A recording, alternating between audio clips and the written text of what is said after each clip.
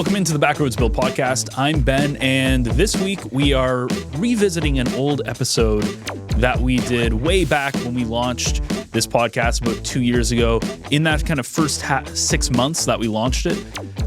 And we're revisiting it a little bit, kind of, in a way. Today, we are talking about the Geographical Centre of Ontario. Now, again, as I mentioned, me and Bill, we chatted about this at length earlier on in this podcast life, but one big difference today is that we invited on the mayor of said Geographical Centre of Ontario, Cheryl Fort, who was a great person to talk to. We're going to be going all about how the city has been giving a little bit of a facelift lately, how things are going, and what the future might look like for this town. So a lot of cool things in this episode, but first we do need to thank our title sponsor, the North Bay Regional Health Centre Foundation.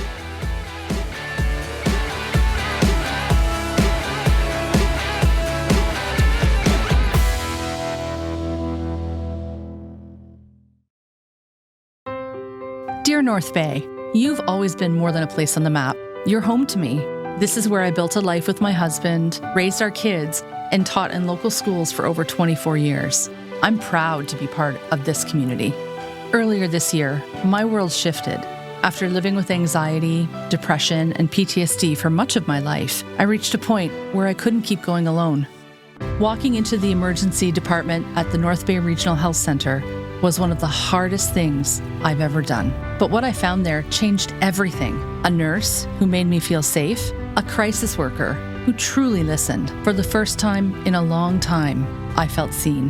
That care gave me hope, and it inspired me to give back by supporting local healthcare so that others in our community can access the same compassionate care I did. If my story resonates with you, I hope you'll consider supporting the NBRHC Foundation. Please visit nbrhcfoundation.ca or call 705-495-8125 to give. Because mental health is health. With gratitude, Tiffany Van Meer. So one of the episodes we did, we're doing a lot of previous episodes that are coming back now, because one of the episodes that we did... Coming back to haunt us is getting close to Halloween. Okay. Depending on when this comes out, it will be. But one of the very first episodes we did, which was, I believe, just me and you, maybe Brian might have been a part of that, but we talked about the topic today, which is, of course, Hornepayne, which is the Geographical Centre of Ontario, which is just kind of a neat story. And today we're pleased to be able to put a little bit more context to this as we welcome in the mayor of Hornepayne, Cheryl Fort. Cheryl, welcome into the Backroads Bill Podcast. Thank you so much for having me. I'm always excited to talk about Hornepayne and the community, so I am happy to be here. Well, we're happy to have you, and just for the listeners and the viewers on all the platforms, is that, you know, Her Worship, Cheryl's been two-term mayor and may run for a third time, and I know people have asked her that, and on council, and given a decade of her life, and she's a locomotive engineer. She's been a trailblazer in a lot of ways, Ben, and first Indigenous mayor in Hornepayne, woman mayor, and of course in the province, one of the trailblazers in politics as well. And it's a topic that is very passionate to her, and we'll talk a little bit about that a little later on. But I first met Cheryl in 2019 when Brian and myself, we went to the Geographic Centre of Ontario, which is northeast of Hornepayne, a number of kilometers. We had to get there, and that was a trek in itself, and there's stories about that. And then I did a presentation. I thought it should be the Sasquatch Centre of Ontario, but it had to be just the centre, just being in the centre of Ontario, because I often ask that question. I've asked you that question about where is the centre given the lines of longitude, the lines of latitude, and that weird shape of Ontario that we have, you know, back up to James Bay, Hudson Bay, and of course been to all four corners. But so Hornepayne has that distinction. And so I did the presentation in March of 2019, and COVID came along, but I could see the potential, and I sensed it with the enthusiasm that the mayor and council had at the time, and they were developing a new strategic plan about Hornepayne going forward, and that's taken some time, including what's most recently transpired about the Centre of Ontario. But first of all, we must go back for the listeners and tell us where Hornepayne is and your view of Hornepayne, because that's so important. Because when I tell my story, it's often, where's Hornepayne? And I have to explain it affectionately as I do. But go ahead. Okay, well, I'll tell you how I do it every time. I say we are the geographical center of Ontario. It shows the magnitude of Ontario itself. We're pretty much 12 hours to the Manitoba border, 12 hours to Ottawa, and 12 hours down into Toronto with driving.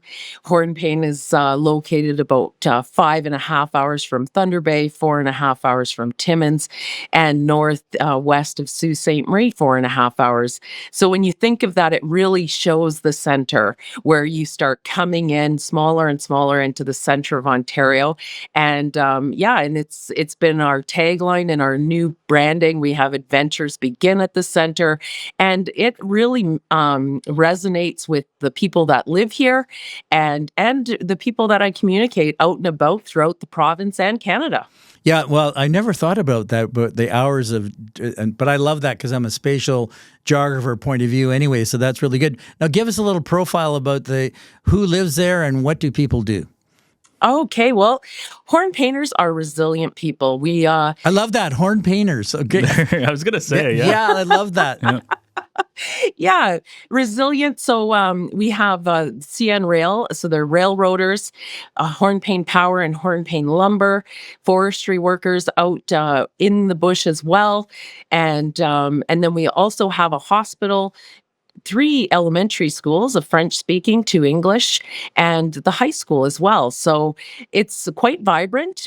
Most of the people here are outdoorsy. You really have to be, because we are surrounded by the boreal forest, and there's all sorts of fishing lakes, hiking trails, and and what's nice is they are really untouched by the broader outside world, and they're our own. So people that live here usually are adventurous out in the wilderness and doing fishing, snowmobiling, ATVing, and even we have pilots and they have planes and they fly in and out of lakes. So it's there.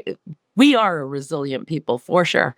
Oh, absolutely. And I know there will be billboards on Highway 11 and 17 pointing to the center of Ontario. And of course, there's already signage in Hornepayne, but that's going to accelerate in its own right as they work out the strategic plan. I really, really like the rebranding that's now been developed, and there's more to that. But going back to, I know Brian and myself, we get to the center of Ontario and we think that's great. And then we embark on the Four Corners story, but then, of course, I do the presentation, as I said earlier, and then COVID came along, and it took some time to get back on track.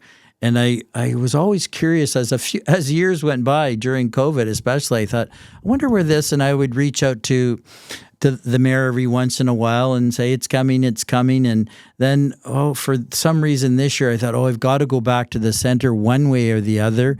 And there was some. We had taken community members on a snowshoe shortly thereafter in the beginning, but then what about the trail? And it's not as difficult as one would think. And Mayor Fort said there's going to be a trail, and so in late August of this year, Ben, we go out with Belinda, one of the councillors, and we actually there all of a sudden I'm like shell-shocked almost about the trail that's been taken in. And I don't know if I should tell the story. You should tell that story. Most recently in the Backroads Bill Village Media story on the center, it's somewhere between now legend, Ben, and serendipity, how this nice road trail got to the center of Ontario. Do you want to take a stab at it, or Sure, I would love to. I'd love to. I just love highlighting the people in the background that got things done. So although COVID hindered a lot of communities, it didn't stop Hornepayne. So after you had come to council, we did coordinate a Centre of Ontario committee that worked in the background. They actually got the trail mapped out that is currently there. We had Councillor John Peroff on council that time at that point in time and worked that out. And that's the trail that we followed in on February 15th of 2020 when we snowshoed into the trail. And it was a fantastic day. I always remember that I held the New Year's baby, the first baby that was born for Hornepayne, a young Hornepayner, right at the center of the trail. And it And was so a did I. wonderful, yeah, it was a wonderful snowy day, and we had such a great group of people that went out. And so the Centre of Ontario Committee continued working in the background through the 2019, 2020, and 2021, and came up with different taglines. They informed some of that material, informed our rebranding, which definitely highlights the Centre of Ontario. And then from there, we went to a community development advisory committee, and it continued into that. So we would like to eventually see it have a highway entrance and put in some more safety parameters for people that are visiting the center.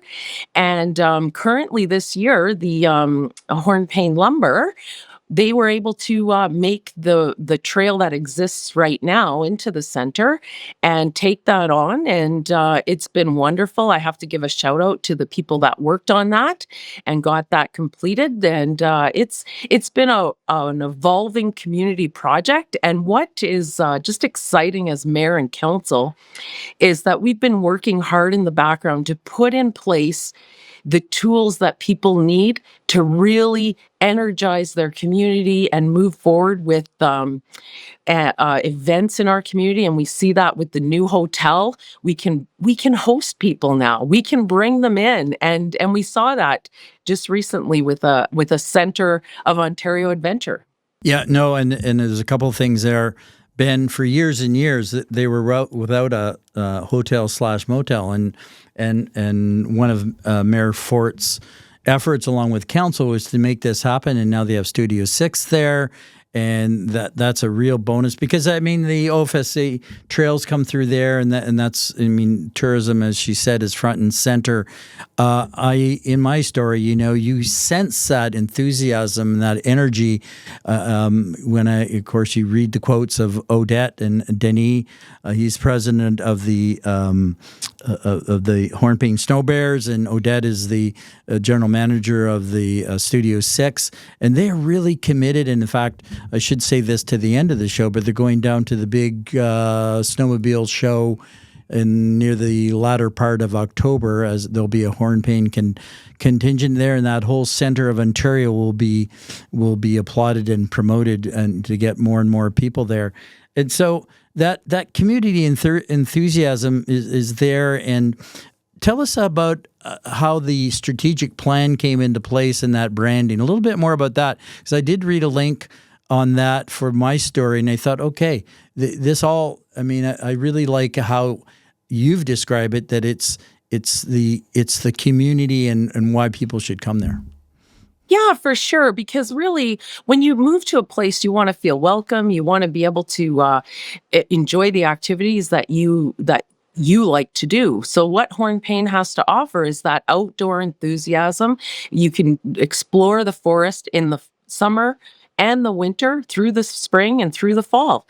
And even now, it's beautiful. I was walking out in the Buttercup trails yesterday. It's just gorgeous out there. And so that's what you want to. That's what you can expect when you come to Hornepayne. That's what we have to offer. It's a very tight-knit community. And I have to give a shout out to Motel Studio 6. That was a development out of our strategic plan, that we wanted to diversify housing in our community. We needed a place for people to stay. If they were looking to buy a home in Hornepayne, there was no place other than a few local people that were offering Airbnbs and other accommodations, which we are grateful for that they were there at the time, but we couldn't host mass events. And now we have 44 kitchenette rooms in that Motel Studio 6. And Hornepayne invested in that as the first shareholder to come in to bring that to the community.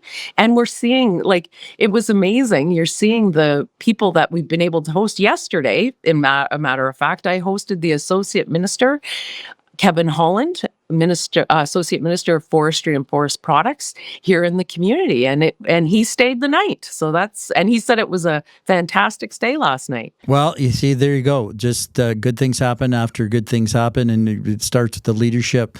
And Mayor Fort and council also, they have this housing incentive program, I'll call it just for now, where investors are attracted. You've changed some of the other units into rental units or properties that people can buy. So I go across the north and I go to some of these small communities because the population's about 1,000. Yeah, we're just under that they're thriving, not just surviving, but thriving, I would say. And so that always, in my story, I have a one-liner in there. I like towns like this, and I do. I really feel an affection and attraction to places like that.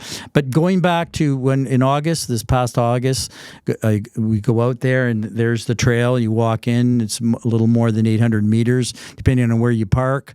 And you go into the boreal forest. I love the boreal forest and black spruce. And so you get there, and then lo and behold, I see on social media a few days later they have this fundraising event in cooperation with the Hornepayne Snow Bears, and now they have a short boardwalk and we'll say a cabinet to house the logbook, the flags and things. Like, go back to how, again, the community stepped right up. They're on it.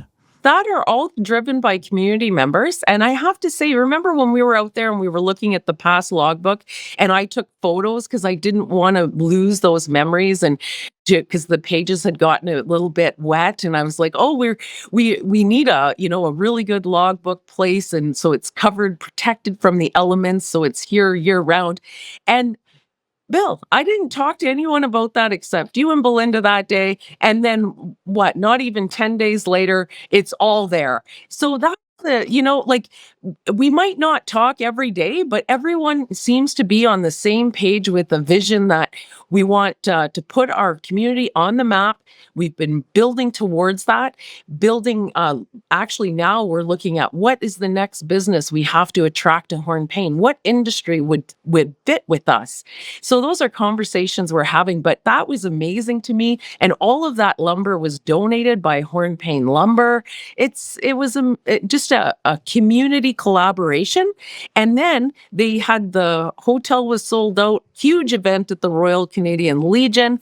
2 bands were in town. It was just a welcoming event. And that's a shout out to the people in the background, everyone that's included. And I can't even start naming names because I'll miss people that did some part of the project.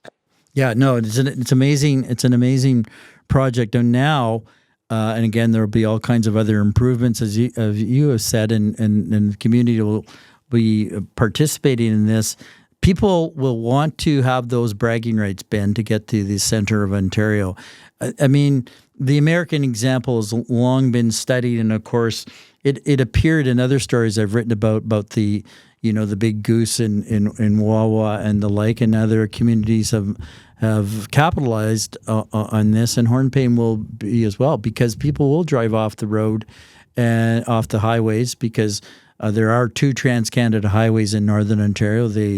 They start in North Bay, they converge back in Nipigon, and then they separate again, and then come back in Kenora. And there's another example out west. But anyway, it's strategically, Hornepayne is now strategically located by its tagline. And I every time I think about it, I thought, oh, this was just like serendipity. Who knew that this was all going to come about? But I know you got a question, Ben. Lots of questions. Yeah, I know you do. There's actually a really interesting parallel between Hornepayne and North Bay, because despite Hornepayne being like the geographical center, North Bay was always kind of that place where the south is the gateway to the north. It's gateway the south to the north, meets the north, and all the highways converge, and you get all of that traffic and everything like that. Whereas, you were just talking about like some of the things that some of the celebrations and stuff you've done as you really try to launch this new, I don't want to say initiative, but this, I guess, new symbol or identity for the it's a new city. moniker. It's a new Yeah, I think think the best way to describe it is Hornepayne and Hornepayners are sharing themselves with the world. We have been at the center of Ontario, and now it's completely identified. We're including that in our strategic planning and in our tagline, "Adventures begin at the center." And really, it's highlighting our lifestyle. People use ATVs, snow machines, boats regularly. This is a part of who we are, and kids, kids are raised on the water, on the snow, and in the boreal forest. So we're happy to share our lifestyle and come and see the center of Ontario. It's almost that time of year. Early mornings at the rink, fresh notebooks and backpacks, and a community gearing up for another great season of varsity sports. At Source for Sports North Bay, we're proud to be part of it all. Whether it's finding your kid's first pair of skates, gearing up for tryouts, or outfitting your team for the season ahead, we've got you covered. Because here, we're not just a sports store, we're neighbors, coaches, teammates, and fans. And we're proud to cheer you on every shift, step, and stride of the way. Visit Source for Sports North Bay at 1321 Fisher Street and let us help you along your way. North Bay's turning 100, and what a time to be here. From the buzz of the Heritage Parade to sunset concerts at the waterfront, the city is alive with celebration. And you know who's right in the middle of it all? Homewood Suites by Hilton North Bay. We're proud to be a part of this milestone moment.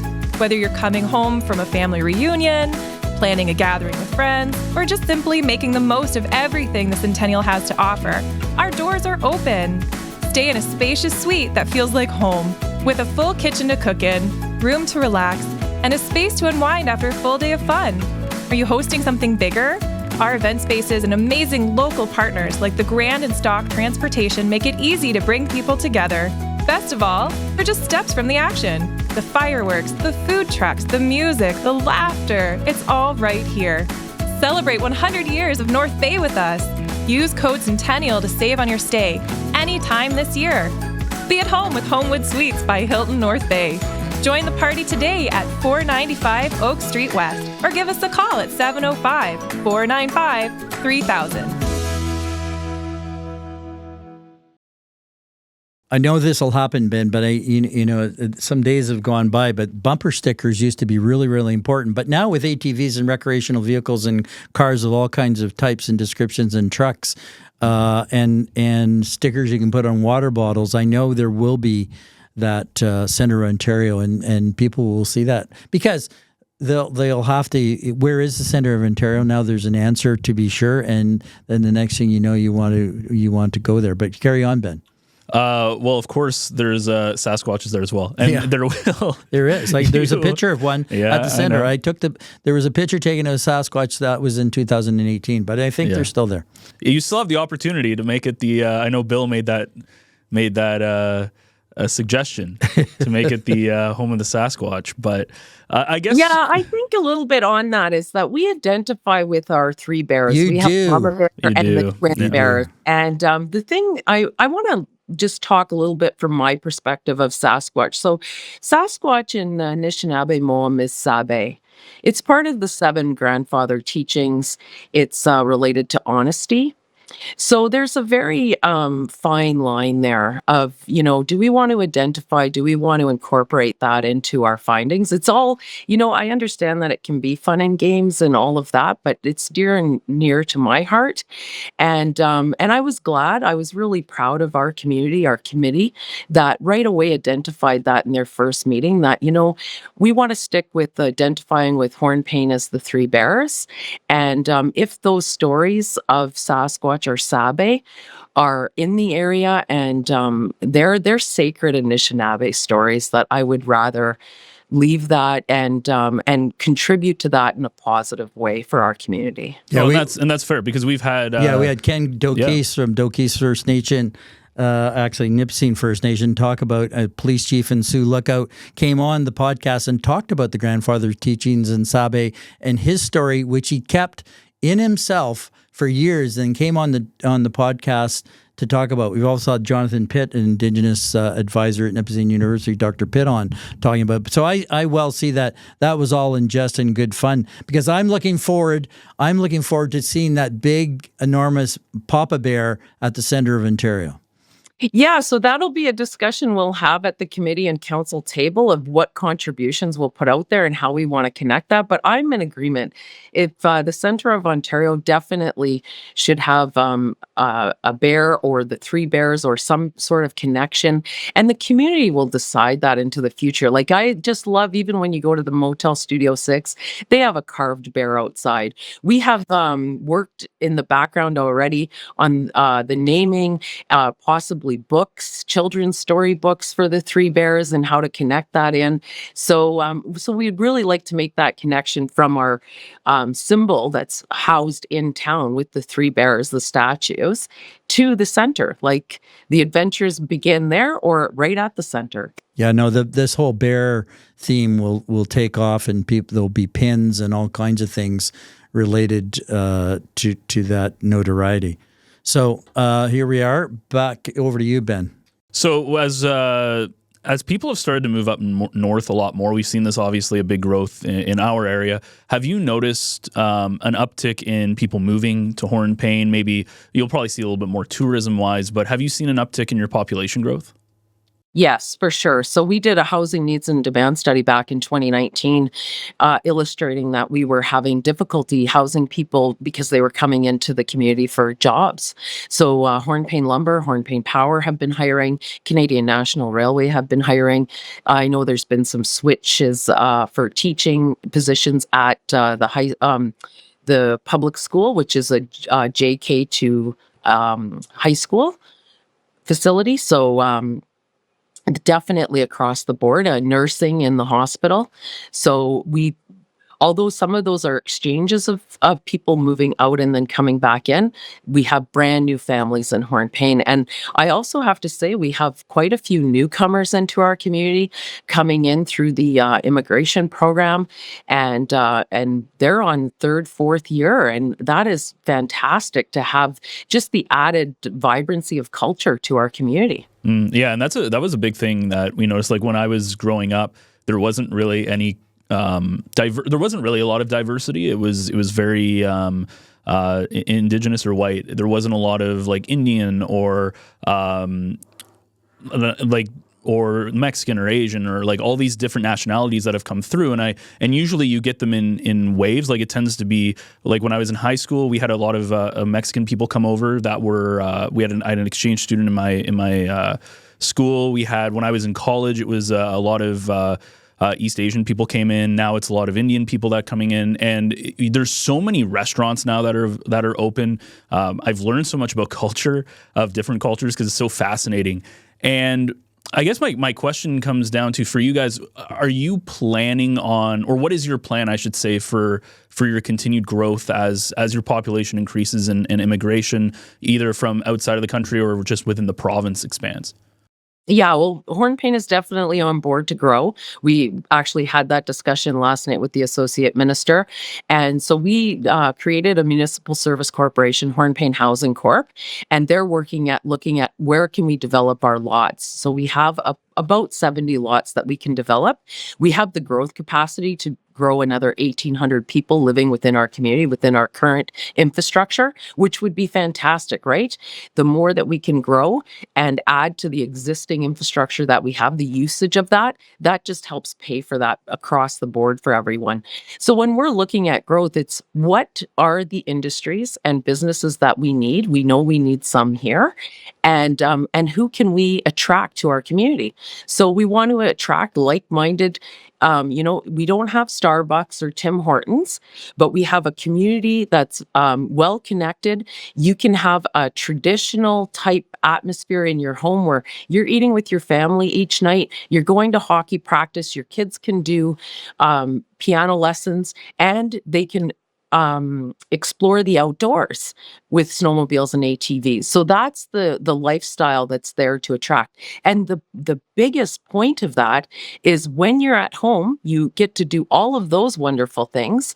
But then when you're out, you have the ability to go to the bigger centers and enjoy all of that life has to offer, because you're not stuck into those big mortgages that the cities are struggling with right now, where, you might have a Tim Hortons down the street or a Starbucks, but can you afford to even go have the coffee there? What is I know we're getting into like some more of the not the political side, but what is the average housing cost right now in Hornepayne?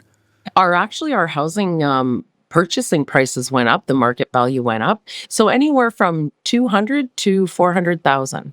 That's, it's crazy how much it's boomed, because I remember and I'm not talking a long time ago, I'm talking like less than 10 years ago, when that was the normal house price here, and now the house price is $500,000, plus. It used to be 700,000 was like a really nice house on the lake, and now they're over $1 million. It's just the boom of the market. So that is a huge, and a lot of people are moving out of town. A lot of people are moving to like the Red Bridges, Corbeils, Powassan areas, and those prices are going up. So there is definitely there's a level of attraction that comes with that, especially like one of the big things is like internet access and stuff, because we're so internet now with things like Starlink and other options. Internet access is a lot easier. It's easier to live, I would say, a more urban life in rural settings. Yes. And we're seeing that too, like the knowledge-based industry. You can live in Hornepayne and work anywhere in the world with being connected. And we're seeing it. We have people that do that in our community. One of my favorite parks, Nagagamas, is just down the road on Highway 631. So I really every like park is your favorite park. Well, though. Every park is, but as we carry on and Cheryl is a real trailblazer. I mentioned about being a locomotive engineer and stepping into maybe a non-traditional role way back in the day and having to do that, and then going into politics.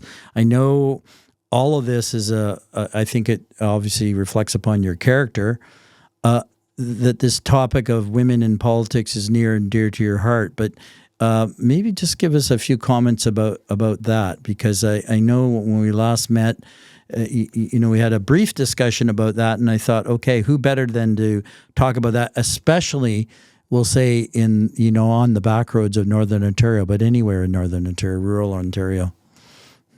Yeah, well, it's near and dear to my heart because I walk it, right? This is my experience. So I'm sharing my experience with those around me and hope to encourage women to get involved in politics. Your voice needs to be heard. We have so much work ahead of us to ensure that policies and laws reflect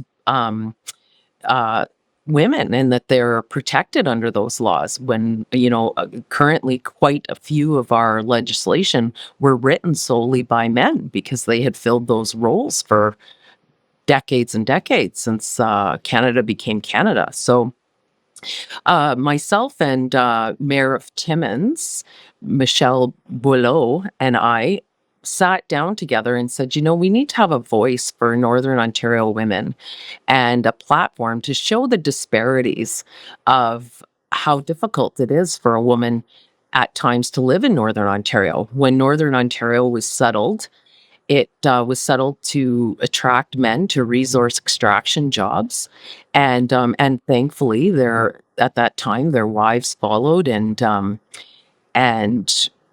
but the services weren't there for the women. It was really to attract the men. So now we're seeing, I'll give one example, is pregnancy. When a woman, now that affects everyone, that's an everyone issue. The woman holds the baby, but they have to get to doctor's appointments. For ourselves here in Hornepayne, you're traveling hours to meet with your doctor, and you have to decide, depending on the availability of doctors, say in Hearst or Kapuskasing or Wawa. Very few babies are even born there anymore. You have to go to the bigger centers of Thunder Bay, Timmins, and Sault Ste. Marie. So when I think of my 3 children, I was able to have 2 in Hearst, which was amazing. And but when my 3rd was due, I believe it was the anesthesiologist was on vacation, and for safety measures, they said we should send you to Thunder Bay. I had to stay a month in Thunder Bay prior to having the baby. And I had 2 other children at that time.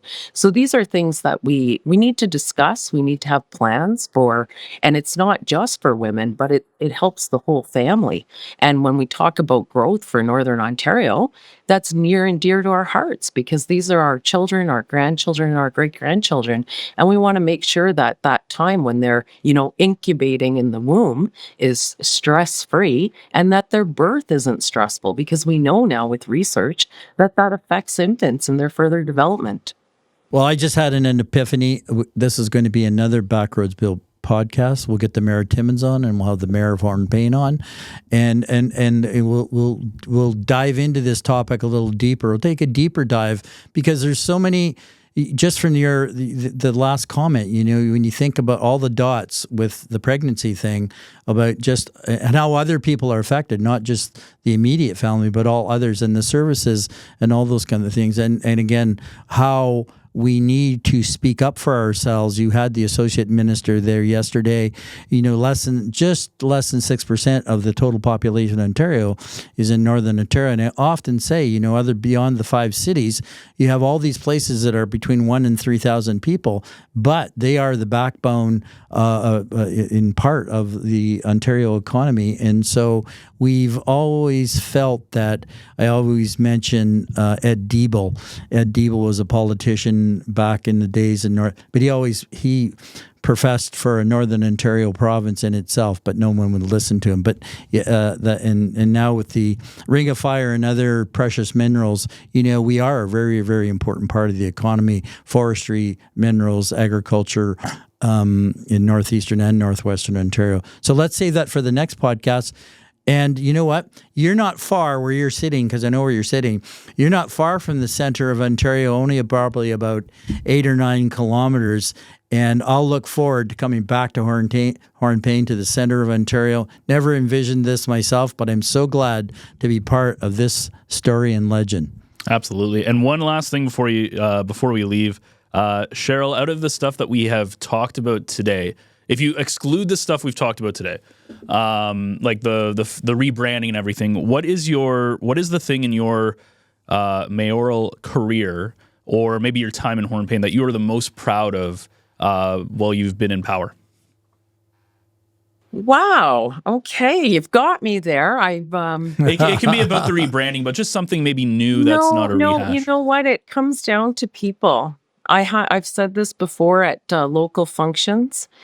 When I first became mayor, like you're new in the role and you have to learn. And what I have seen is when I am front to front with ministers or front to front with investors or selling our community, it is actually the community members that come to mind.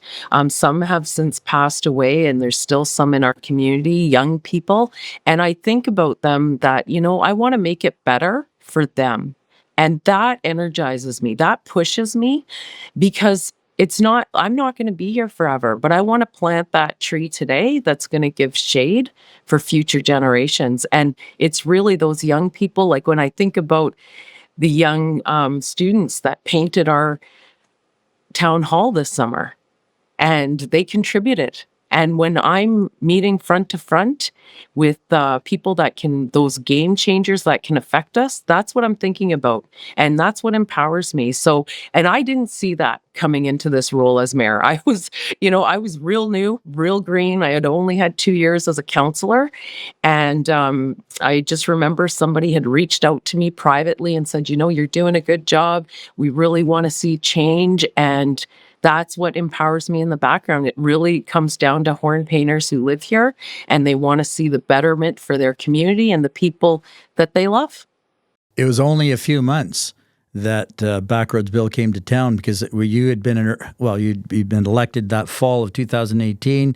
I was very green. You were very green, and I bestowed the T-shirt. I have one, and Cheryl still has hers, about being the center of Ontario, and that's where it kind of really started. But I knew right away that her worship and the rest got it, and here we are today. And thank you for being on the Backroads Bill podcast. Thank you so much, Bill. And I do want to just give a final shout out. You know, I'm the spokesperson, but it really is council and the community behind, and they generate ideas and I'll run with it. You know, it's like, let's go after it. So Well, you are. the community driven experience, Hornepayne.